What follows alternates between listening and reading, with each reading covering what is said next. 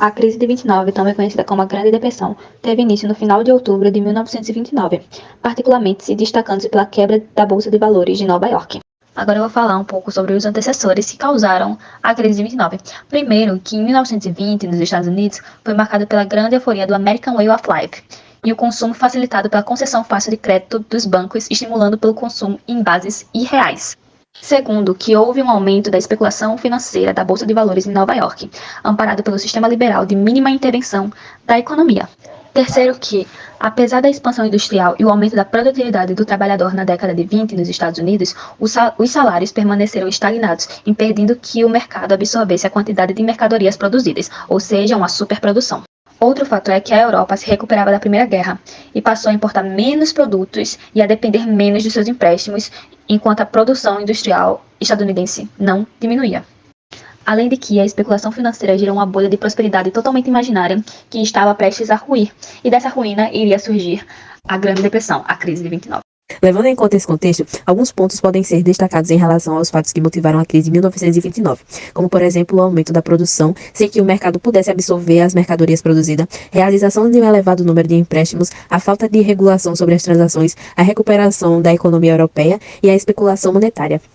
Os trabalhadores do país, isto é, consumidores em potencial, não obtiveram conquistas salariais. Assim, o poder de compra dos trabalhadores continuava o mesmo e, naturalmente, eles não tinham condições de consumir tudo que era produzido. A quantidade de crédito que estava sendo disponibilizada esbarrou em um fator. Muitos não pagaram o empréstimo que haviam pedido. As mercadorias empacadas e o calote nos bancos afetaram a euforia do mercado e suas consequências chegaram à Bolsa de Valores de Nova York.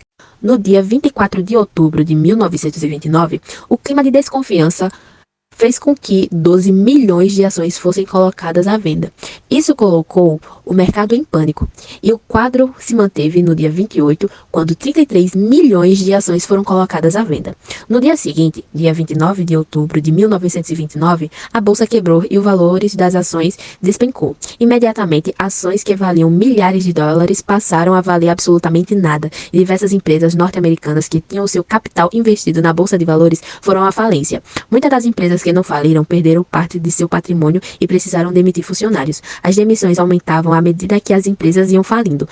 Tudo isso fez com que os empréstimos dos bancos não fossem pagos. Além disso, o pânico criado por essa situação fez com que milhares de pessoas fossem aos bancos sacar seus dinheiros para se resguardar. Isso levou centenas de bancos à falência, pois todos os fundos foram retirados pelos clientes. Oi, meu nome é Rebeca de Lima e eu vou falar algumas características da crise 29.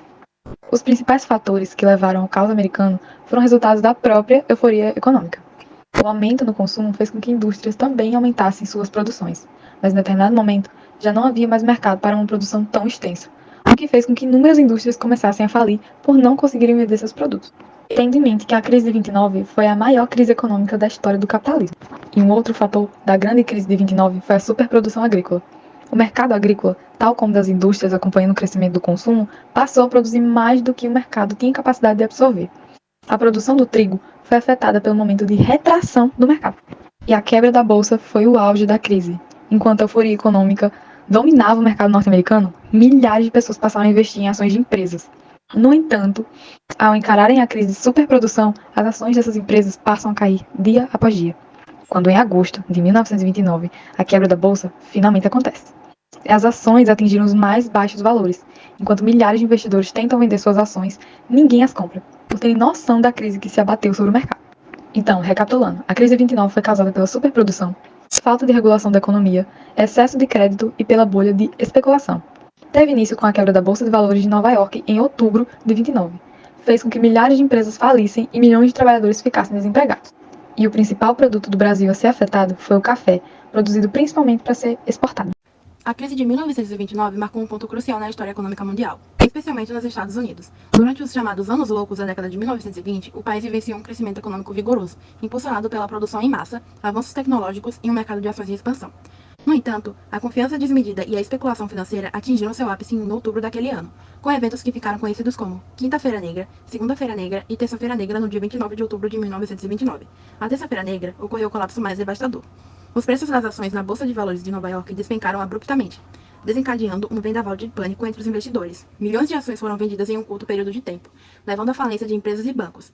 Esse colapso financeiro não apenas afetou o setor financeiro, mas também teve um impacto social profundo, resultando em altas taxas de desemprego, queda drástica na produção industrial e uma crise generalizada de confiança. A Terça-feira Negra marcou o início de um período prolongado de depressão econômica conhecido como a Grande Depressão. Esse evento ilustra vividamente como o excesso de confiança e a falta de regulamentação podem precipitar crises econômicas de proporções épicas. As consequências da crise de 29 reverberaram globalmente, transformando a economia mundial e moldando políticas econômicas e financeiras por décadas. A partir dessa tragédia econômica, emergiram lições valiosas sobre a importância da estabilidade financeira, regulamentação adequada e a necessidade de políticas governamentais eficazes para mitigar crises futuras. Na crise de 1929, a alienação econômica das pessoas foi evidenciada pela perda repentina de economias, emprego e segurança financeira. As famílias perderam suas economias de uma hora para outra e muitos enfrentaram desemprego prolongado e pobreza extrema. Hoje em dia, a alienação econômica pode ser observada em fenômenos como a desigualdade de renda crescente, onde a pequena elite acumula vastas riquezas enquanto muitos lutam para atender às necessidades básicas. Além disso, a automação e a globalização também contribuem para a sensação de alienação econômica. À medida que empregos tradicionais são substituídos por tecnologia avançada ou transferidos para países com mão de obra mais barata. Assim, embora os contextos sejam diferentes, a alienação econômica continua a ser uma preocupação relevante, refletindo desafios sociais e econômicos contemporâneos. Alguns filósofos que também abordam esse assunto podem ser citados, como por exemplo Theodor Adorno, que analisou a continuidade e as transformações da alienação no contexto da sociedade industrial avançada. Ele discutiu como a cultura de massa e a racionalização exacerbam a alienação social e econômica, destacando tanto aspectos contemporâneos quanto históricos nesse fenômeno. E Antônio Gramsci, que desenvolveu o conceito de hegemonia cultural e ideológica, argumentando que a classe dominante mantém seu poder não apenas pela coerção econômica, mas também pela hegemonia cultural, que molda as percepções e aspirações das classes subalternas. Ou seja, ele observou como as formas da alienação econômica variam ao longo do tempo, adaptando-se às mudanças nas estruturas de poder e na economia política. Oi, eu sou a Tainá Alessandra, uma das integrantes do grupo, e vou falar um pouco sobre algumas das consequências sobre a crise econômica de 1929. Uma das primeiras consequências é o crash do mercado de ações. Ocorreu em outubro de 1929, na Bolsa de Valores de Nova York. E isso acabou levando a uma queda dramática nos preços das ações e perdas massivas de investidores. Segunda consequência, a Grande Depressão. A crise desencadeou uma profunda recessão econômica global, conhecida como a Grande Depressão, que persistiu por uma década em muitos países. Terceira consequência, o desemprego em massa. Milhões de pessoas perderam seus empregos devido ao fechamento de empresas e à redução na produção industrial. Principalmente nos Estados Unidos, a taxa de desemprego atingiu um pico de cerca de 25%, que foi em 1933. Quarta consequência, que foi a quebra de bancos. A crise levou à falência de muitos bancos nos Estados Unidos e em outros lugares também, causando pânico bancário e a retirada em massa de depósitos feito pelos depositantes. Quinta consequência, que foi a diminuição do comércio internacional, que causou restrições comerciais aumentaram e o comércio internacional sofreu uma drástica redução devido à queda da demanda global e ao protecionismo econômico. Sexta consequência, que foi a deflação e a redução de investimentos.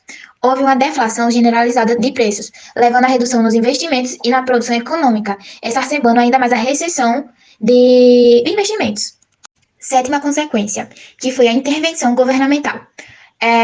Os governos em todo o mundo foram forçados a intervir com políticas econômicas, como a expansão fiscal, aumento de gastos públicos e a regulamentação financeira mais rigorosas, para tentar conter os impactos da crise que foi global.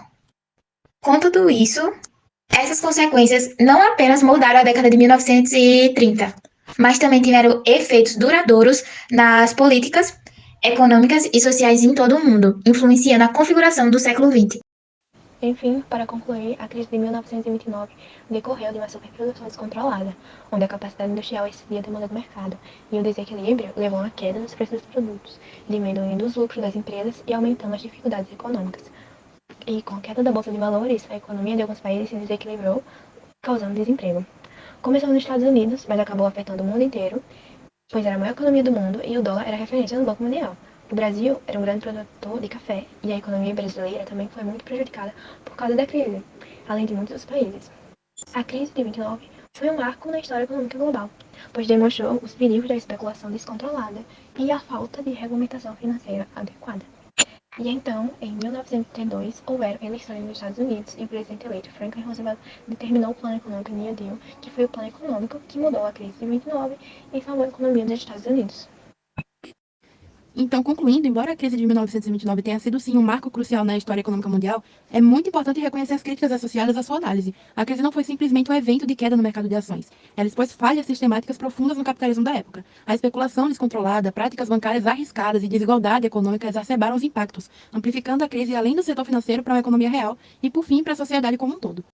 Além disso, a resposta inicial foi inadequada e muitas vezes até aumentou os problemas com políticas econômicas restritivas que prolongaram o sofrimento e aumentaram o desemprego. A dependência excessiva do mercado livre e a falta de regulação adequada foram criticadas por permitir a acumulação de riscos sistêmicos que desencadearam a crise. Portanto, ao analisar a crise de 29, é fundamental aprender com os erros do passado e buscar políticas econômicas mais equitativas, regulamentações financeiras sólidas e uma abordagem mais cuidadosa para evitar crises semelhantes no futuro. A crítica construtiva deve servir como um lembrete constante da necessidade de um sistema econômico que priorize a estabilidade e o bem-estar de todos os membros da sociedade.